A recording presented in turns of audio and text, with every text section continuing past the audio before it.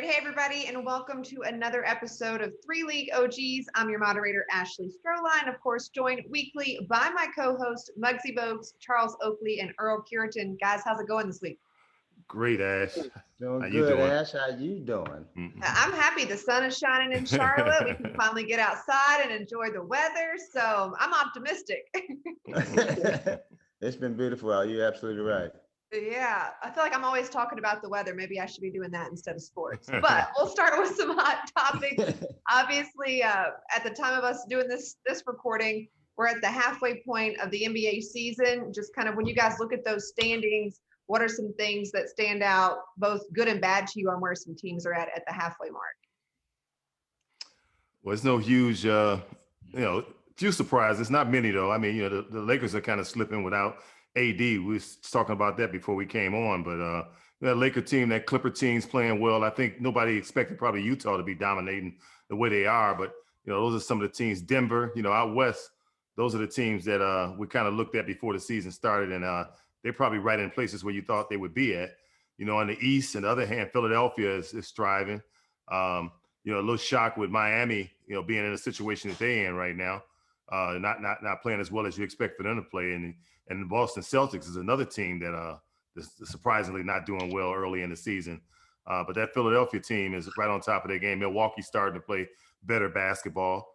And then you got the Brooklyn Nets now, with all three of those guys getting together. And we're wondering, how they're going to work and coexist together. We still haven't seen all three of them together yet. But right now, they're the teams in the East that look like they're going to make some noise come playoff time. Well, Yeah. Earl, I think you said it all. Same thing, I can iterate what you just said about the teams and what's going on in the first half of the season. I think LA really gonna miss AD, and they're gonna have to find someone else. I hope before the trade deadline. And I see them; they need a shot blocker. They need somebody to clog the middle up. I think that teams not afraid of them right now. They seen it. They got one guy down and they get on the losing streak, but they still got LeBron. But I think that, as long as you have LeBron, you have a chance. In the East, Philly is the big surprise. They got a new coach with Doc. I think Boston is a team that you expect to be in the top four. I think they fighting their way back up. They just had some guys injured. Kimbo just got back. They still an outside shooting team. I think it's gonna be tough for them to beat Philly. Either Brooklyn. Brooklyn just got three of the best scores in the game. And out west, like I said, Utah. Utah is really the surprise team of the whole NBA this year. But can they sustain the winning streak with their own best record in the NBA and in the playoff, sustain the level of play? Can they travel? Can they don't let the NBA's regular season be their best season? Can they do this in the playoffs? The same thing they're doing now. So we got to wait and see. What about them Knicks? Yeah, yeah. Well, you're right. I mean, it's nothing more to add to what you got. Earl, Yeah. you had a chance to talk, right? I just want to know, the Knicks 500, man. Come on, shit. But like I said, if fools go, we'll see what happens. It's a lot of teams, Dallas was down and out. Now they're coming back. Miami was down and out. Now they coming, so teams will start to, get their schedules together and players will start to gelling the second half of the season. So we'll see, are they for real or are you not for real?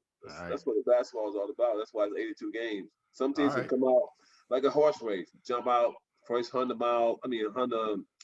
yards, 200 yards, they lead. Next thing you know, they in last place. So we got to wait and see with the Knicks and a few other teams. Okay. I'm good with that. yeah. I mean, ain't much to add on to any of that. I mean, you guys pretty much nailed it. The contenders, as always, right now is Lakers, the Clippers, Denver, in the West, and as well as Utah. And then in the East, you're talking about the Philadelphia, Milwaukee, and possibly, and of course, the Brooklyn being the leaders of that bunch. And hopefully, and then maybe, who knows, Celtics, they've been so much up and down. But, surprising, those are the contenders. Those are guys that more or less that's going to compete for the championship. Those are contender teams. But what's surprising for me is the teams that's kind of exciting to watch, like the Hornets, with the little young fella Melo and them putting themselves in this position to be in the seventh place. You mentioned New York as well, being 500. playing 500 basketball. You know, those teams like that kind of exciting to me. You know, and it's interesting to see the growth of those two franchises, and who knows what could happen in the playoff. And even though they got a, you know, it's a play in, and they still not confirmed that they will make it, but teams like that kind of surprise and is intriguing to watch. And again, you know, I'm interested to see how they do going forward after this break. All right, second hot topic of the day. We're talking about the NBA logo. Obviously, Jerry West is who it is right now. He said in past interviews that he never really wanted that to be the case. He doesn't want the attention. It doesn't need to be him. Kyrie Irving, Vanessa Bryant, both kind of going for it to be Kobe, replacing him at some point. What are your guys' thoughts on the NBA logo, and should it stay Jerry or be Kobe or somebody else? Man, that's a tough one. That's opening up a real can of worms right there. You know, you mentioned Kobe before you mentioned MJ. You know, I understand that situation a little bit now because, you know, Kobe's no longer with us. You know, I don't know what you do with that situation. I mean, Jerry West has been the logo for so long now, and if you go there, then you're gonna have there's gonna be a debate. There's gonna be arguments, you know, all across the board.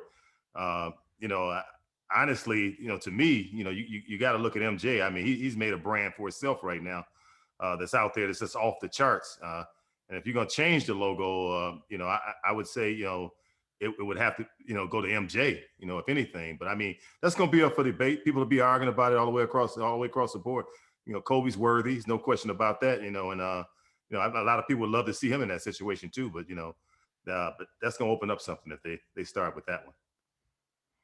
Well, I think most people want to see Kobe because the tragedy with his life, and you know, and just how much he did for the game. You know, MJ, we know he all world, but I think it's a little sensitive about Kobe, and I think that for him to lose his life at a young age, and he was doing so much global and, you know, mama stuff in California with the kids, the girls, and he was more detailed with the young youth coming up than MJ, and I think that MJ is just, you know, he's just in a different level. And I think that it'd be nice to see Kobe.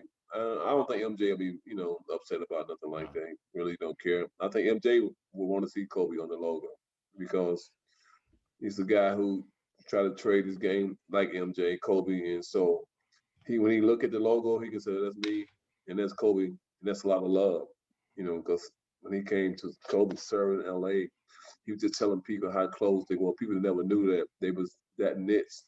And Kobe called him 2 or 3 in the mornings, asked him questions, and he probably the only guy can call him that late, and he'll answer the phone. So that's show you how much respect, and that's what that will mean.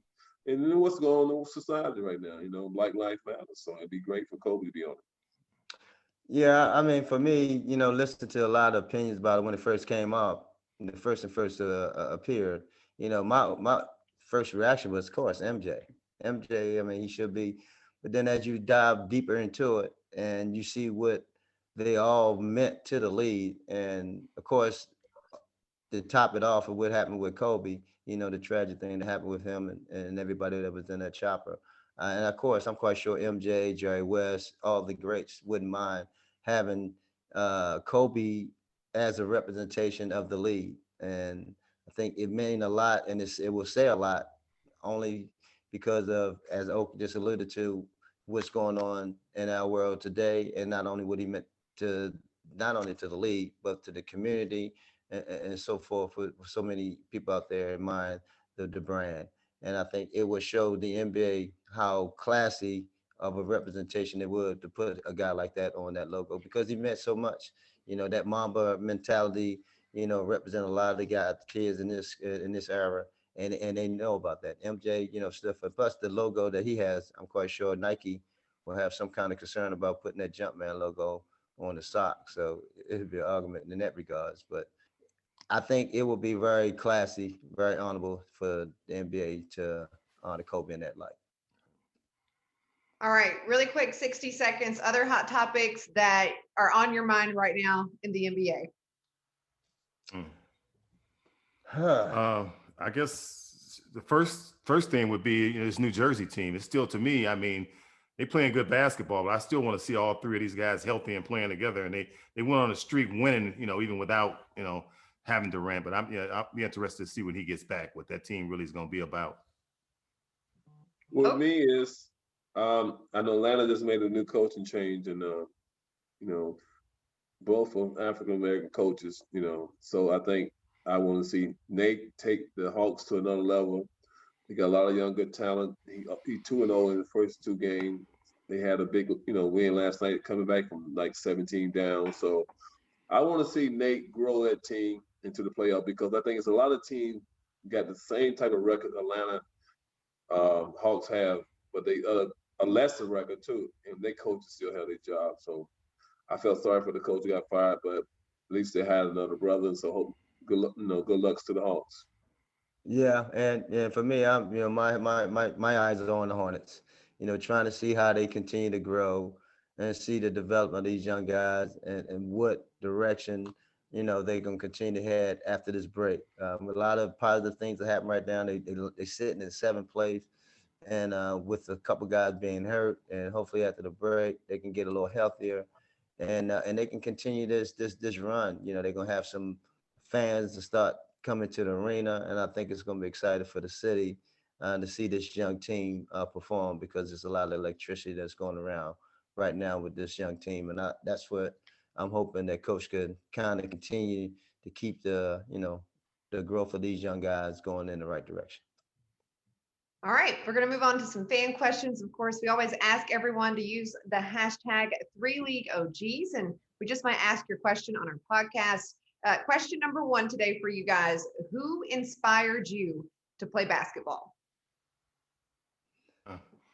Well, I mean, at a young age, I have to say, with me, it wasn't nobody famous. My neighbors, I had some neighbors across the street from me that played all kind of sports, all of them about 5'6", 5'7", but they introduced me to the game of basketball, and they kind of inspired me to get started playing basketball. So I mean, that's where it started at, and as things went along, you start picking up guys that you see and in the league, and watching the Pistons in Detroit here and looking at some of those guys. But it all started right in the neighborhood. But with me, as a kid, you just play sports to stay out of trouble, and as you grow older, everybody said, they see your skill level, and they always, yeah, you can do it, you can do it. It's a gang of people, I can say, inspired me. He was telling me, stay focused, that's what you want to do, keep doing it. But hey, I just saw everybody, whoever had a chance, put, like you said, collection in church on Sundays, whoever was around me, and I know that there was a lot of people around me. They didn't try to like guide me to play sports, and then I did it for myself to stay out of trouble, keep myself active, don't hang out with the guys on the corner. So hey, I made a good decision. And for me, I was hanging around with my sister. She was the baller, so I wanted to just go hang out. And then, of course, once you got out there, you playing, you see nobody like you playing. So because the ball was bigger than you. But I just wanted to play like everybody else. All the other kids out there playing. And but as I kind of got a little older, I had a little guy in my neighborhood who was small, who was very impactful on the court, was doing some good things. His name was Dwayne Wood, and we called him Cole. And he became my hero, and I wanted to be just like him, if not even better. But he kind of inspired me to keep going forward. Coach, Virginia State, right? Yep, Coach, Virginia State, yeah. All right, next fan question. In your opinion, who is the best duo of all time in the game? Wow. Fans not taking it lightly today. Ooh, man. Man, we got so many. Kareem, Magic. Yeah, you can go all the way back to Oscar Robertson and Lou Alcindor back in the day. That was a great tandem. Obviously, Magic, Kareem, Michael Scotty, with the top one, they looking for the number one. I would go, probably would go with Magic and Kareem. Magic, Kareem. Scotty and Mike was, because of the athletic ability, being able to, score and defend, that's a tough duo right there for me, So that kind of stands out for me. Do you think if Vince and Tracy would have stayed together, they could have been in the conversation? It definitely could have been a conversation. I think so too. Yeah, those two guys, it would have been interesting to see what happened with those two. Yeah. Yeah, we'll see what they stay together. Yeah. You know, That'd have been America, MJ and Scotty right there, identical. MJ and Scotty, yeah. I would love to see MJ and Scotty play Magic and LeBron. Oh. That's a go-getter there. Yeah. But I think, who gonna take Mike? But that's the thing about it. That's the question right there. Yeah. Magic or LeBron probably check him though, because LeBron can move quicker. Magic had to check Scotty. That'd be a great 2-on-2. We ain't even put Kobe in it. You know what I'm saying? So what about Kobe and LeBron? I say Kobe and I was gonna say Kobe and LeBron be better because they play a little. Yeah, that's like a heavyweight fight there. Yeah. Kobe and LeBron is Mike and Scotty, so the match is gonna be LeBron and Scotty and Mike and Kobe. Absolutely. That'd be something to watch, boy. Oh man. All right, we got 1 minute left in this segment. Final fan question. Who is your early pick for winning the NCAA tournament? Wow. Man, gosh. I'm going with the home team. I'm going with Michigan. Well, they just got smacked the other day. That's all right. They've been rolling all year long. I'm taking them. That's my favorite right there. I'm just like you are with the Hornets. I'm going with Michigan. Yeah, I know it. I mean, the ultimate favorite is what, Gonzaga? Yeah. So but anything can happen in that madness. That March Madness, that crazy upset tournament. I wouldn't be surprised if a team like Florida State pop up in there. That's what I was gonna say. Yeah, because he's a great coach. Leonard's a great coach. He always beat big teams too. Hampton, I'll tell you, he keep them guys, and they long too. Yeah, they always long. Illinois playing good this year. Yeah, they are. Yeah, I love their guards too. I love their guards, boy. They quick. They get you the best. They embarrass Michigan. They did embarrass them the other night, but I like what Juwan Howard doing with the young boys up here in Michigan. They're rolling. All right, well, it's time now to bring in our guest for this episode. We've got two-time WNBA All-Star, North Carolina women's basketball all-time leading scorer. We're going to let her pop in the chat here, but Ivory Latta is our guest for today, so we will give her just a minute to get in here, and we'll get started. Hey, what's going on? Hey. Still shooting from the parking lot. You know it, man. Hey, Doc. We appreciate you joining us. Thank you so much for having me. It's a blessing, man. Blessing. So what you been doing on these off days? Trying to enjoy the weather. Enjoying as much as possible because this rain had me just not feeling good, man. It's crazy.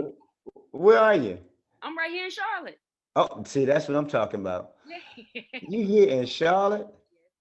Well, when all this craziness get over, we definitely got to catch up. Hey, that's a dream come true right there. Because the last time I saw you, man, was you was sitting on the sidelines my junior year. That was it. And we were trying to get you. I have a boy, Earl was down there recruiting too. We we got to get her, boy. That take our franchise to a whole new level. Great college games. I think everybody was tuned in during your college games just to see you drop them numbers, boy.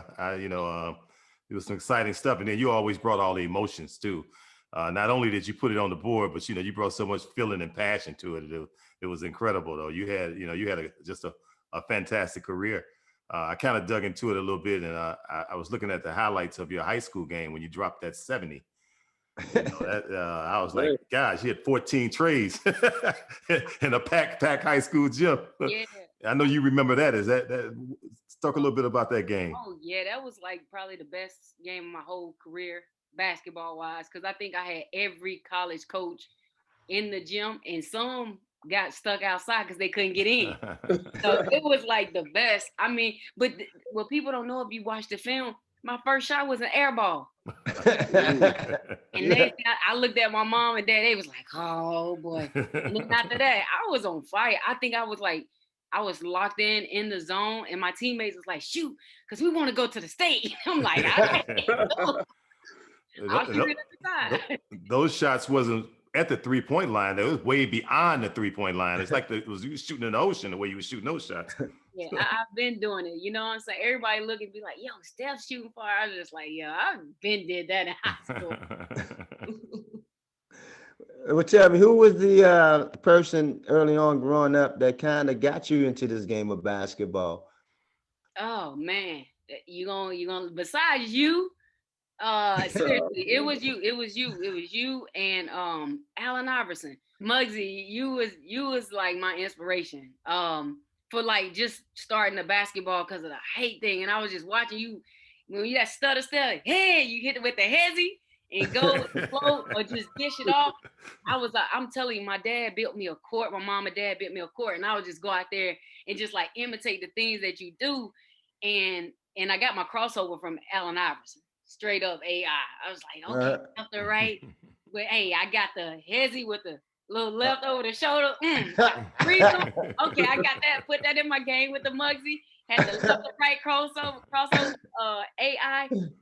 Man, you definitely have been, man, an inspiration to me since day one. I mean, I used to sit in front of the TV like. My mom was like, yo, you remember you used to just go play outside for like 6-7 hours and then come in and sit on the furniture and watch the game? I was like, yeah, I was just so tuned in to like, literally, when you go sit on the bench, I'm watching you on the bench. It was just like, that's when my dad was like, focus, what he do, his body language, everything. Like literally, man, you was like my big inspiration for real. My dad had me watch you, Allen Iverson, and Pistol Pete. Oh, I was on Pete like with the ball handling and the passing thing and like that. And I had got discouraged one day, and I'm like, man, everybody keeps saying I'm so small. He was like, what? And I remember I was watching you, and I'm like, yo, he in the NBA? He's small. That's what I kept saying. And my dad was like, exactly, like he should be your motivation. And he had me watching Spud Webb. I watched like all the short players, and I was just like, that's my motivation right there. And my dad was like, height doesn't matter as long as you have the biggest heart on the court. Man, you can just go. So that's how I approach every game. Every game I play, I just feel like I'm the best player. I don't care who's on the court. I'm the best player, and I'm the biggest player. And you definitely showed that. I mean, tell you, coming out of South Carolina, I mean, we got some of the greatest players that played, in our game that came out of South Carolina. Here it is. You're the leading scorer out of all the boys and girls combined. I mean, how did that make you feel knowing the T Max, the Garnetts, the Ja Morants, and I can list it goes on. How did that make you feel knowing that you're the top of that list? You know what? It's a blessing. It feels great, and I'm just looking for the next woman or man to come and try to break it. It's a lot of points. I mean, I started playing high school in 7th grade. My first game in 7th grade, I had 50 points. And they had to escort me out the gym because the other team tried to like beat me up, the fans, everybody. And the next day, my mom and dad was like, nah, we got to move you up. And so I played varsity in 7th grade. And I mean, I worked hard. Yeah, I worked extremely hard. And to look back, I know everybody said, oh, Ja, number 12. But I'm like, I'm the original OG of that number 12. Hey, I love Ja. He has a great game. But I'm like, I'm the original OG. I'm going to stand by that. I got to stand by that. That's what I'm talking about. Well, I was taking some time to go through and watch your highlights from like college to the WNBA and listening to some of your interviews. So Muggsy, I can vouch, she did shout you out as someone that she looked up to. But your energy was just, I mean, I don't know how anyone playing with you didn't feed off of what you brought to the court. I mean, I was like every play, like you were hyped, whether it was you, it was somebody else, offense, defense. But when you look back on your career, what are some of the moments that stand out to you the most? Oh man, you know what? The one of my best moments of my whole career is really playing at the University of North Carolina. And some people say, well, that's not a good moment, but it did because it led to 3 amazing years after that. I remember losing the ACC championship to Duke. And I do remember crossing over Elena Beard. She fell.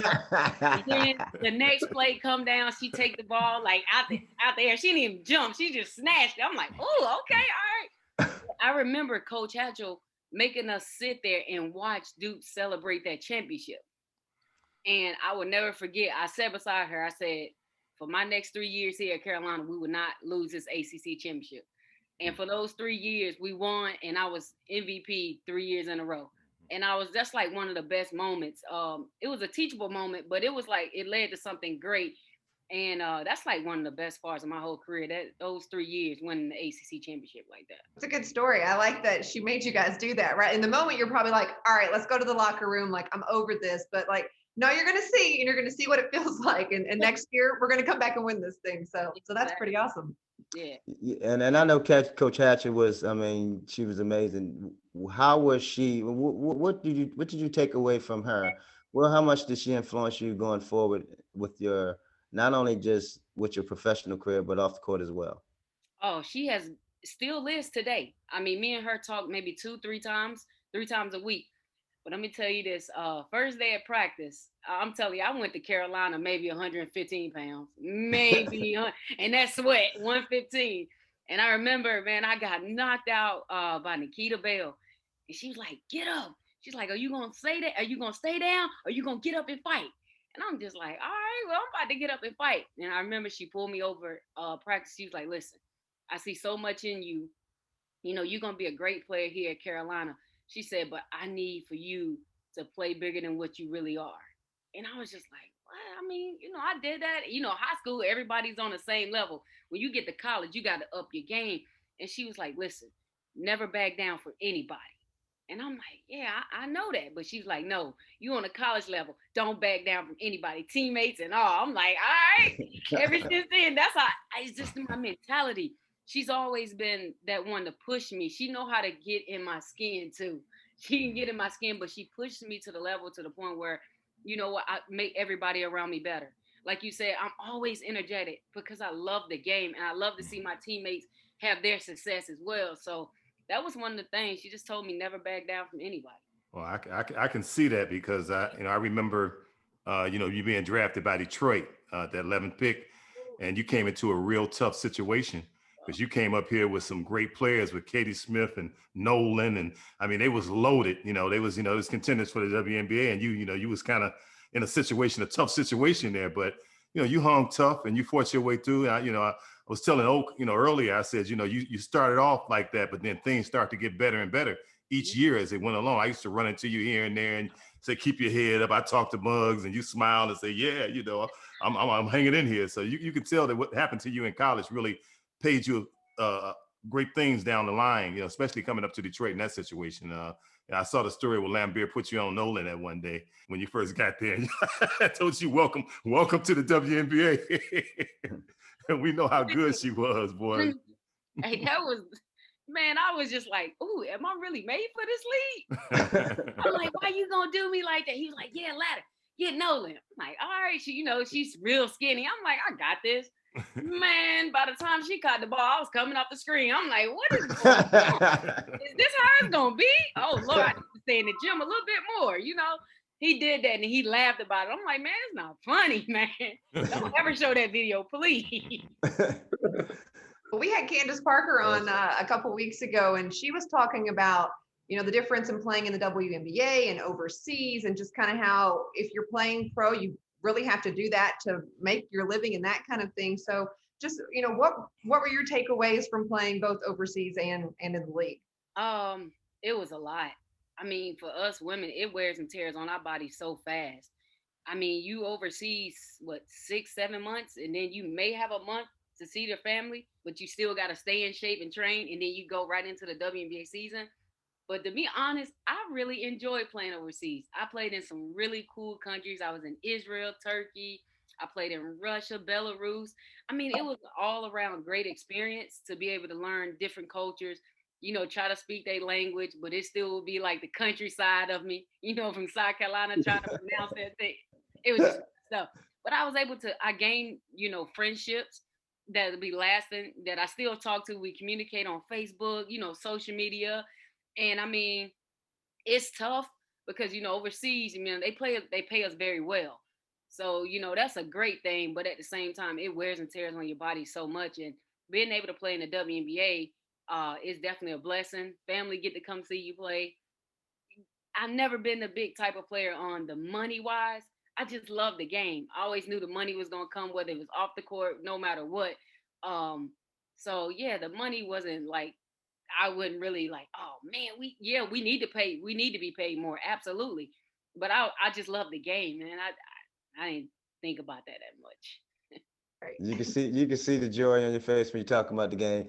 But Yeah.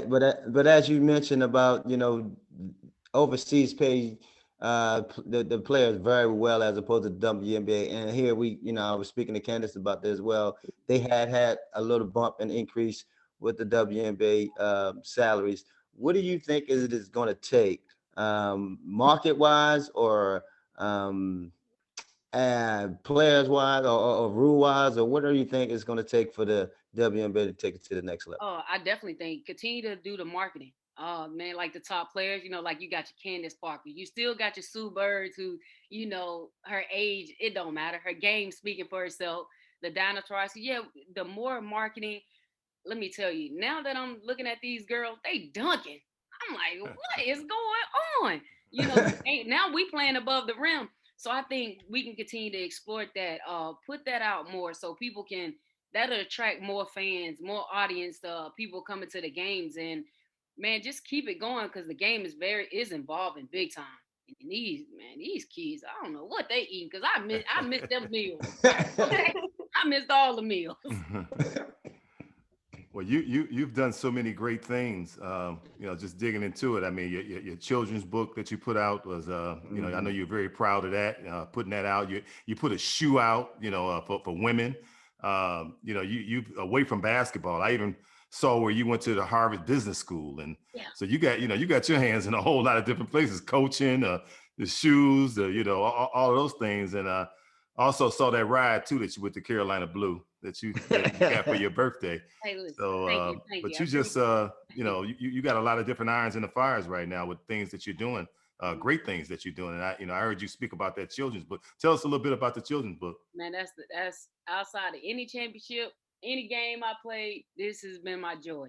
It's called Despite the Hype. It explains for itself.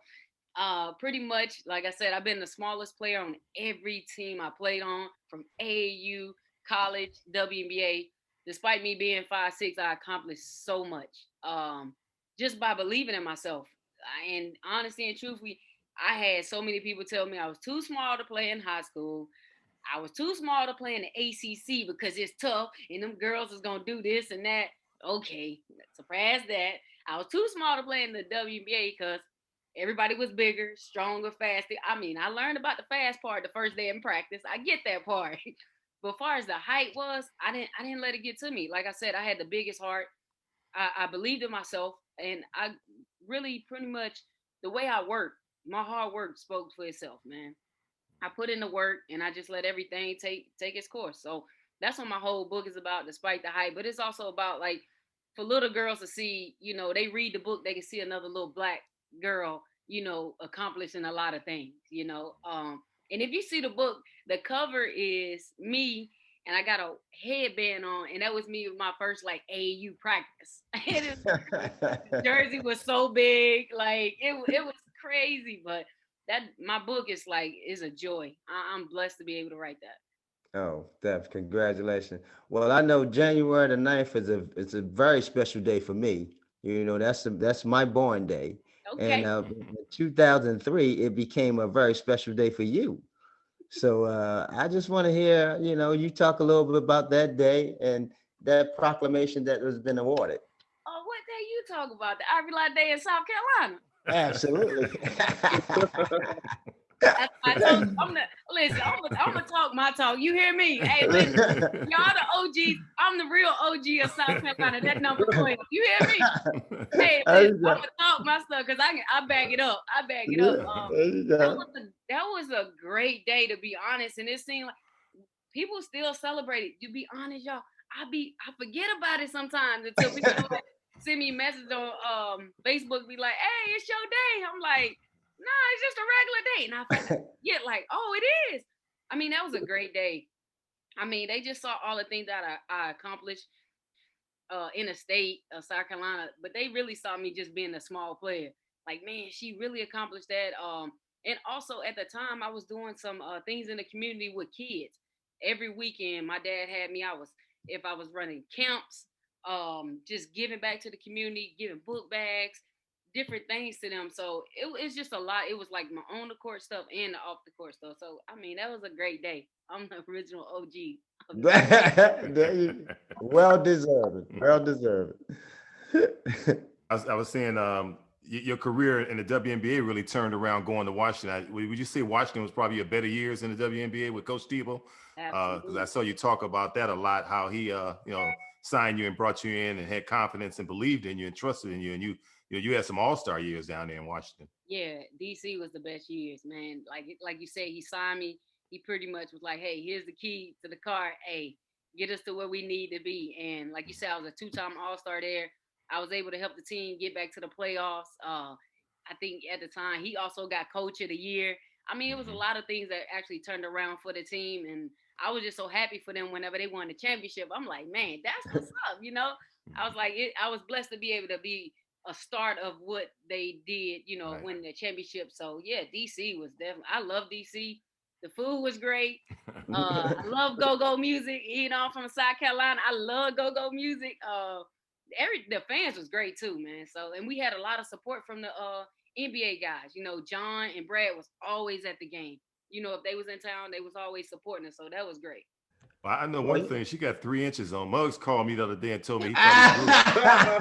He told me he thought he grew an inch. He said he thought he was 5'4" now. Why you supposed to be sharing that like that, man? Well, you tease me about shrinking all the time. I don't lost. I got hip replacements and all that. But you told me you grew an inch, and I know. And Ivy, she got 3 inches on you, man. I know. She might be able to post you.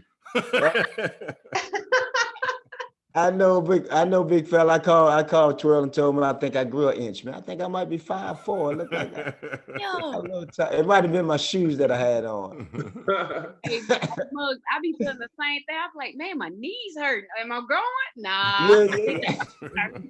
We're trying to get an extra inch somewhere here and there. Always trying to gain that inch. That's awesome. Yeah. Well, how's the coaching? You enjoy coaching? I know you sitting on the bench up there, Carolina. How's that going? I did. I'm actually not there anymore because they got a whole new coaching staff. I really love coaching. When everything is said and done, I would love to be a head coach in the ACC. I would love that. That's my passion. And the reason why I said that because I'm able to relate to the kids.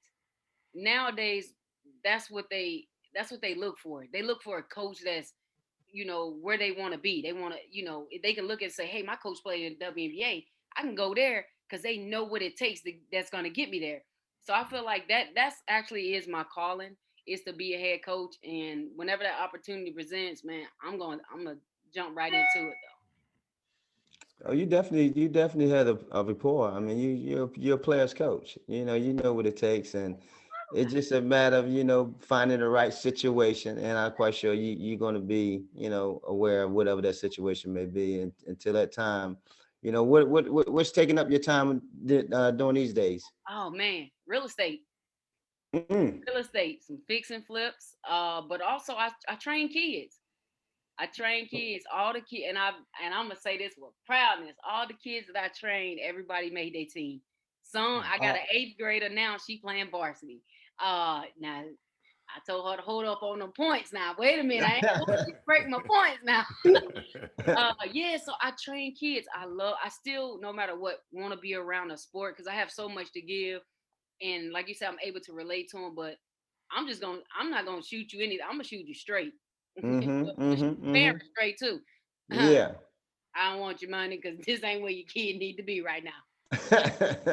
There you go. And I only tell you that because your kids telling me they don't even want to be here. So I'm just like, I don't want to play basketball. I'm good in soccer. Oh, well, you know what? That wasn't my sport, baby. I'm sorry. Yeah. I train kids. I'm in the real estate. And honestly and truth, I'm just enjoying my family. I got my nephew. He's 11. He's a left-hander, and he's taller than me. Oh, yeah, he's smooth. And my oldest nephew, he's going to be the next football player. So I'm just, the time that I miss of being overseas, traveling, WNBA, I'm getting that time back right now, traveling, going to see them do their thing. So it's been a joy. That's awesome. That's awesome. Like I said, once we get through this, it's a lot we can do here together. We're gonna have some camps. I mean, we can do some, I still do my camps here. But I am not gonna do it this summer. I canceled it, but because of the COVID. But it's some things that we can have a lot of fun here, especially with the kids here. That's what I'm all about. So I'm looking forward to catching up with you. Mother, don't play with me, man. Hold on, wait a minute. Now, I've been trying to meet you, man. I couldn't meet you in college. You would sit right there. I hit that shot and was like, yeah, I'm coming to Charlotte. Yeah, I know. And we've got it on tape. It's all recorded, so we've got it for you. Like the commitment's there. We're in the same town now. We're right next door to each other. So we're going to make this happen. Awesome. That'll be a blessing. Thank you. Absolutely. Oh, what you got going on over there? I'm just listening to this great conversation and all this great things this young lady had done in her life, and especially her nephew, teaching them and watching them grow, and other kids, young ladies who want to follow her footsteps. I mean, we need people like be role models, just put their heart into it. Not people just talk about it, and she's doing it. And I know a lot of Earl, Muggsy have done coach the WNBA, and have her on the guest. It's just outstanding to have me on the same conversation, listen to her talk about how passionate she is for just knowing that Muggsy AI inspired her career, and she didn't look back. Muggsy, I played with him in Toronto. AI's, the crossover. Muggsy, like I said, Earl talking about she might can post Muggsy. Guys, the NBA couldn't post Muggsy. So, Muggsy's gonna get the steal some kind of way. It's great to see her open up and show how much she grown in life, and how much guys inspire her, not other females. It was guys. So for her to engage with AI and Muggsy, and just hear how she talks, and how I like how she's so aggressive and just, like, hey, no matter what somebody said, I'm going to do what I love to do, and you can't stop me. So my hat go off to you. Thank you. You're welcome. One OG from South Carolina to the other OG, Mr. Oakley, I appreciate it. Keep it real. Keep it real. I like to keep it real because I keep it 1,000. I see. Yes. Don't play with them. Give them the business. I like that. Give them the business. No matter what, big, tall, no matter what. Hey, you believe in yourself, do it. Yes, sir.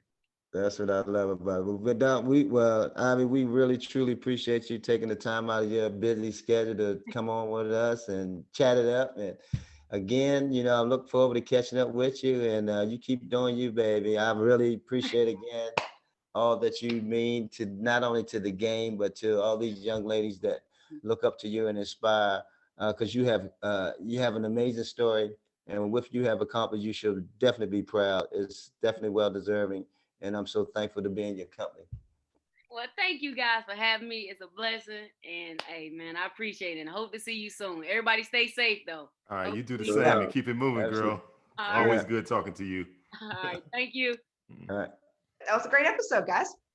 Yes. That was a good one. She did a great job. I mean, yes, she did. Yeah, they don't talk about her enough. I think it should be more.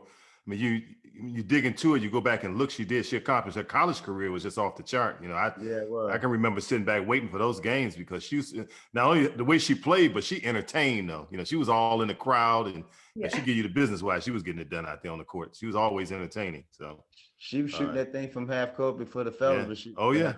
Yeah, you watched that video with the 70 points in high school, man. She was shooting NBA threes in that game in high school. Remember that girl from old Mississippi State in the championship game?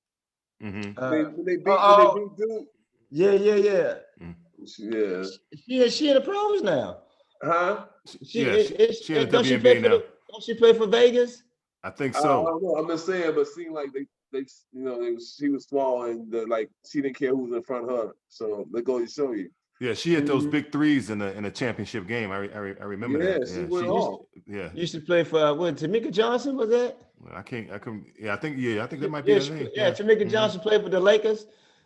And play with the Sparks. Sparks. Yeah, She's yeah, in the league. She's definitely in the WNBA now. Yeah. She may be gone though. She may be gone Yeah. because she got a championship though. But yeah, I remember she was Ooh. small like that and had heart just like Ivy, man. I mean, those are players that that really stood out. All right, and that's going to be our show for this week. And of course, we always want to encourage everybody to subscribe, like, and follow us on all of our social media accounts on Twitter, Facebook, Instagram. We're on YouTube, we're on Spotify, we're on Apple. Again, #3LeagueOGs if you have questions for the guys. And